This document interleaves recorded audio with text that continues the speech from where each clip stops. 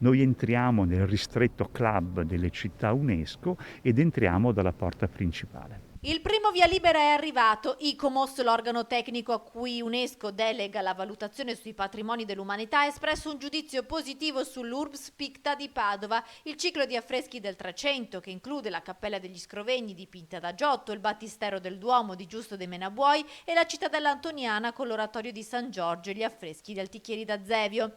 Un giudizio tanto atteso da Padova, che ha subito rallentamenti a causa della pandemia. Ora il passo successivo per suggellare la candidatura padovana riguarda il giudizio del Comitato Internazionale dell'UNESCO, che si riunirà online dal 16 al 31 luglio. Nel frattempo grande soddisfazione è stata espressa sia dalla Regione Veneto che dal Comune di Padova. L'UNESCO ha riconosciuto che a Padova nel XIV secolo è avvenuto qualcosa di unico e irripetibile, quindi di eccezionale, è chiaramente asseverato dal documento dell'ICOMOS che dice autenticità piena e ci dà alcune prescrizioni. State attenti all'antincendio nelle chiese, controllate bene l'autenticità dei cicli pittorici del Trecento al Palazzo della Ragione, cosa che stiamo facendo, e qualche piccola sorpresa l'avremo perché anche qui noi stiamo ancora lavorando alla candidatura. ICOMOS, nell'assegnare il giudizio positivo, infatti, si limita ad alcune raccomandazioni, come un ampliamento del piano di gestione di sicurezza, e chiede la modifica della denominazione del sito da Urbs Picta al più consigliato e dettagliato cicli di affresco del XIV secolo a Padova.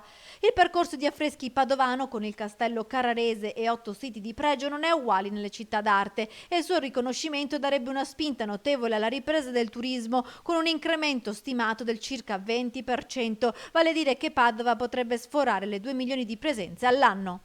Padova farà un grande salto di qualità, sono poche città che hanno due UNESCO, Orto Botanico e noi. L'ICOMOS ci ha detto siete in pole position, per cui stiamo lavorando per far sì che riusciamo a riportare non solo qua i turisti che avevamo prima sotto l'aspetto culturale, storico e via dicendo, ma anche sotto l'aspetto quantitativo. Bisogna riprendere